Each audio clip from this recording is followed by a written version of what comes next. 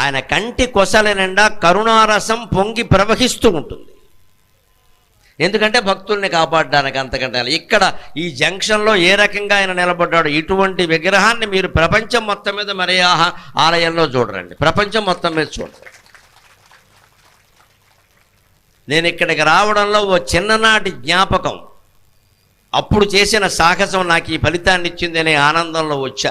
ఎందుకంటే ఓ 30 ఏళ్ల క్రితం అనుకుంటాను, ఇంకా 40 ఏళ్ల క్రితం ఇక్కడ షణ్ముఖ ఆంజనేయరాజు గారి కృష్ణరాయవారం డ్రామా జరిగితే తాడేపల్లిగూడెం దగ్గర బోడపాడు గ్రామం నుంచి సైకిల్ మీద గూడెం వచ్చి అక్కడి నుంచి బస్సు ఎక్కి వచ్చి ఇక్కడ మొత్తం కొన్ని వేల మంది జనులు నా చెప్పులు నేనే కింద పెట్టుకుని డ్రామా చూసిన వాళ్ళు నేను ఒకండి. ఆ హనుమాన్ జంక్షన్కి మళ్ళీ పిలిచారు అంటే ఒకప్పుడు మనం చెప్పులు కింద పెట్టుకుని చూసిన చోటికి మనం ఇప్పుడు ప్రవచనకర్తగా గౌరవం అందుకుందుకు పెడుతున్నాం. భగవంతుడు కల్పించిన అవకాశం అనుకుని వచ్చాను.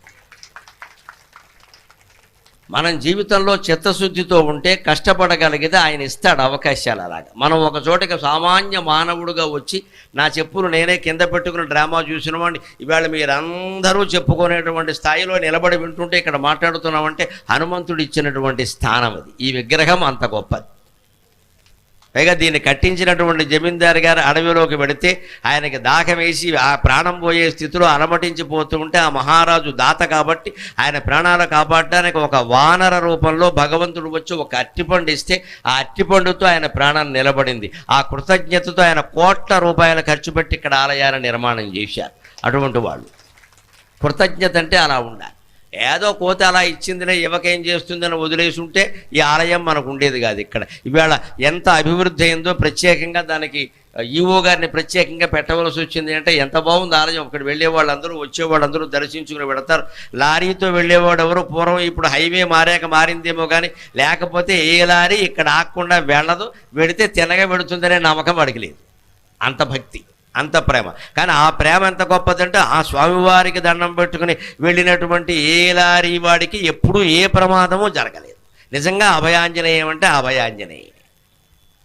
అలాంటి ప్రజల ప్రేమ నమ్మకం చూడ్డానికి ఆ విగ్రహాన్ని దర్శించడం కోసం నేను ఇక్కడికి వచ్చాను. ఇది ప్రత్యేకమైన విగ్రహం. ఎక్కడో హనుమంతులు ఇలా కూర్చున్నట్టు, సంజీవన పర్వతం ఎత్తుతున్నట్టు, సముద్రం దాడుతున్నట్టు రకరకాల భంగిమలు ఉంటాయి. కానీ ఒక కాలు కింద పెట్టి ఒక కాలు పైన పెట్టి ఇలా అట్టిపళ్ళ గెల ఓ చేత్తో పట్టుకుని ఓ చేత్తో అభయం ఇచ్చేటువంటి విగ్రహం యావత్ ప్రపంచంలో ఒక్క హనుమాన్ జంక్షన్లో మాత్రమే ఉంది. దాన్ని దర్శించుకుని మనం ఊరికే పూజలు చేయడం, హారతలు ఇవ్వడం కాదు, స్ఫూర్తి పొందాలి. ఒక స్ఫూర్తి పొందాలి.